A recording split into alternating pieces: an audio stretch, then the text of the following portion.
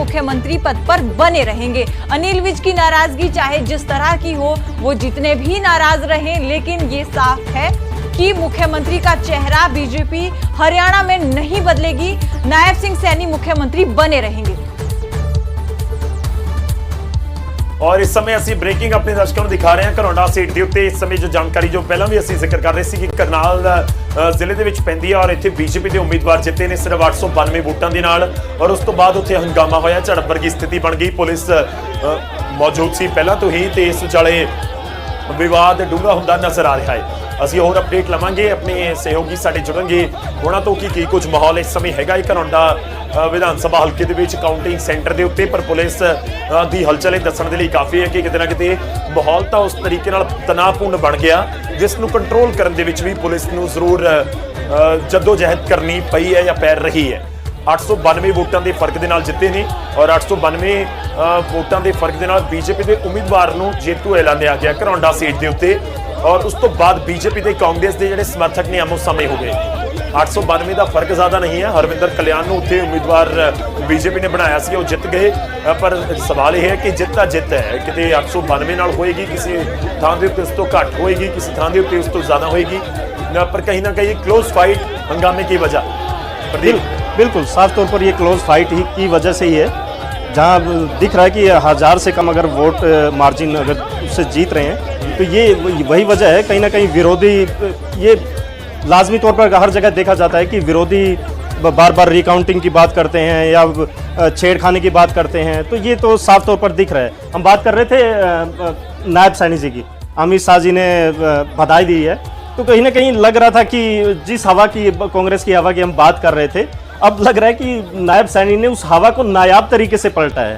ये साफ तौर पर दिख रहा है। जिस हिसाब से रुझानों में बीजेपी 51 सीटों पे आगे चल रही है, तो ये साफ दिख रहा है नायब तरीके से उन्होंने पलटी मारी है। आप ये भी कह सकते हैं कहीं ना कहीं बीजेपी ने नाराजगी नहीं रहने दी। अगर खट्टर को उतारा गया था 9-9.5 साल बाद, तो जैसे पंजाब में कैप्टन अमरिंदर सिंह को हटाया गया इलेक्शन के ठीक पहले और कैप्टन की नाराजगी बहुत जबरदस्त थी, वो बिल्कुल पैरेलल खड़े हो गए कांग्रेस के साथ। उन्होंने पंजाब लॉ कांग्रेस बना ली थी और बीजेपी के साथ गठबंधन कर लिया था।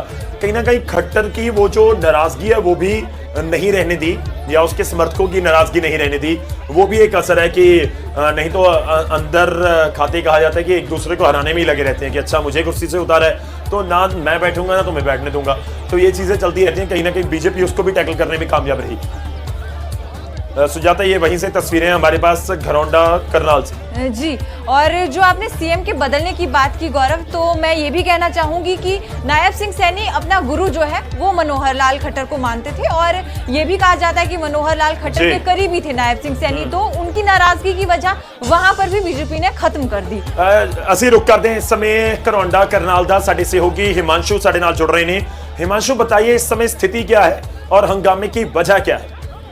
फिलहाल स्थिति काबू में है और फिलहाल स्थिति शांत है, लेकिन पिछला जो आधा घंटा था वो करनाल पुलिस के लिए और फोर्सेस के लिए काफी चिंताजनक जरूर था। दरअसल ऐसी जानकारी आई कि हरविंदर कल्याण जीत गए हैं, उनके कुछ जो वोट हैं उसका आंकड़ा नहीं आया और उसके बाद जो वीरेंद्र राठौड़ के समर्थक थे, यानी कि हरविंदर कल्याण बीजेपी के उम्मीदवार हैं, लगातार 2 बार विधायक रहे, वीरेंद्र राठौड़ कांग्रेस के उम्मीदवार थे, उनके समर्थकों ने बिल्कुल काउंटिंग सेंटर का जो एक एरिया होता है जहां तक जाने की परमिशन होती है वहां पर जमकर हंगामा किया और हंगामे के बाद वहां पर उन्हें शांत करवाने का प्रयास किया जाता है। इस दौरान धक्का मुक्की होती है पुलिस के साथ। सेंट्रल फोर्सेज जो CISF की टीमें वहां पर पहुंची हुई हैं उनके साथ। उनका आरोप था कि ईवीएम में गड़बड़ी है या काउंटिंग रोक दी गई है, लेकिन ऐसी जानकारी मिल रही है कि हरविंदर कल्याण जीत चुके हैं। हालांकि अभी सर्टिफिकेट नहीं मिला है और ना ही इस बात की पुष्टि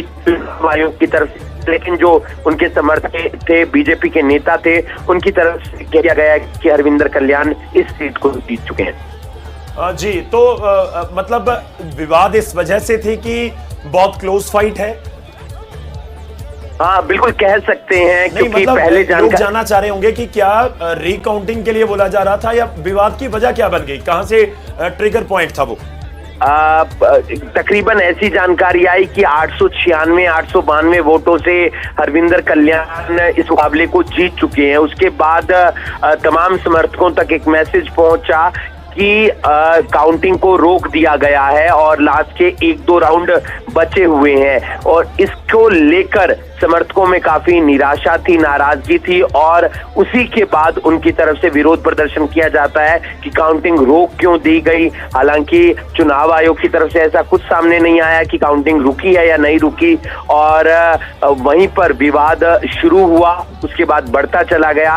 मेन जो दिक्कत या परेशानी तमाम कांग्रेस के समर्थकों को आ रही थी वो इसी बात की आ रही थी कि इतनी क्लोज फाइट है, चुनाव ऊपर नीचे कभी भी हो सकता है, किसी भी राउंड में हो सकता है, लेकिन वो ईवीएम पर अपना ठीकरा फोड़ते हुए नजर आए, फिर चुनाव आयोग के अधिकारियों पर ठीकरा फोड़ते हुए नजर आए, यानी कि प्रशासन पर कि रोक दी गई है काउंटिंग। लेकिन उसके बाद वीरेंद्र राठौड़ भी वहां से चले गए हैं और उनके समर्थक भी वहां से चले गए हैं। हालांकि जहां पर हंगामा हो रहा था वहां पर वीरेंद्र राठौड़ नहीं थे, वो काउंटिंग सेंटर में थे।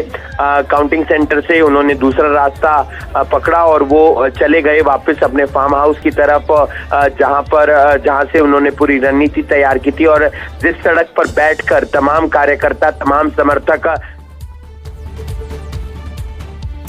इस सब ਦੇ ਵਿਚਾਲੇ ਇੱਕ ਹੋਰ ਖਬਰ ਹੈ ਐਲਨਾਬਾਦ ਤੋਂ ਅਭੀ ਚੁੱਟਾਲਾ ਹਾਰ ਗਏ ਨੇ ਔਰ ਬਹੁਤ ਇੰਪੋਰਟੈਂਟ ਹੈ। ਹਿਮਾਂਸ਼ੂ ਧੰਨਵਾਦ ਸਾਡੇ ਨਾਲ ਜੁੜਨ ਦੇ ਲਈ ਇਸ ਪੂਰੀ ਗੱਲਬਾਤ ਦੇ ਲਈ, ਔਰ ਕੁਝ ਹੋਰ ਅਪਡੇਟ ਹੋਏਗਾ ਅਸੀਂ ਰੁਕ ਕਰਾਂਗੇ ਕਰਨਾਲ ਦੇ ਘਰੌਂਡਾ ਦਾ। ਇੱਥੇ ਸਥਿਤੀ ਥੋੜੀ